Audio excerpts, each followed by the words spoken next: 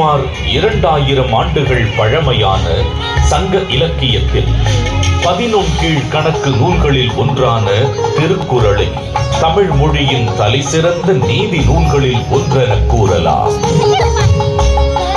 1.5 அடியில் 7 சொற்களில் மட்டுமே கொண்டு எழுதப்பட்டு ரத்தின சுருக்கமாக, அதே நேரத்தில் மிக ஆழமான கருத்துக்களை வெளிப்படுத்தும் நூலாக, மிகச்சிறிய வார்த்தைகளில் மிகப்பெரிய தத்துவங்களை அடக்கியுள்ள நூலாக இருக்கும் திருக்குறள் இன்றும் அது வகுத்தளிக்கும் நெறிமுறைகளுக்காகவும் அது வழங்கக்கூடிய பகுத்தறிவிற்காகவும் தமிழர்கள் மட்டுமல்லாது பல்வேறு மக்களாலும் விரும்பி போற்றப்படுகிறது.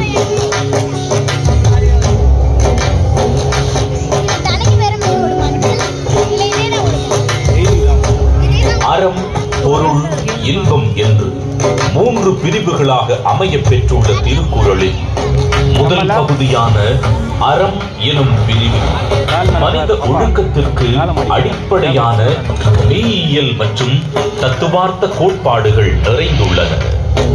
உதாரணத்திற்கு, காலத்தினார் செய்த நன்றி சிறிதெனினும் ஞாலத்தின் மானப் பெரிது எனும் குறள் ஒருவர் செய்யும் உதவி மிகச் சிறியதாக இருந்தாலும் அதை தக்க காலத்தில் செய்தால் அது இவ்வுலகை விட பெரியது என்று கூறுவதன் மூலம் நட்பின் மேன்மையையும் உதவி செய்வதன் முக்கியத்துவத்தையும் எடுத்துரைக்கிறது.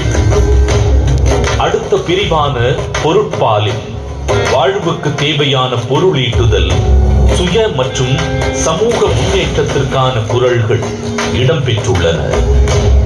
உதாரணத்திற்கு, கற்க கசடர கற்பவை கற்றபின் நிற்க அதற்கு தக எனும் குறளில் கல்வியின் முக்கியத்துவம், கல்லாமையின் தீங்கு, பொருள் கூர்ந்து கற்றல், அதன் பின் அறவழி நடத்தல் போன்ற எக்காலத்திற்கும் பயன் பெறும் கூறுகள் இடம்பெற்றுள்ளன.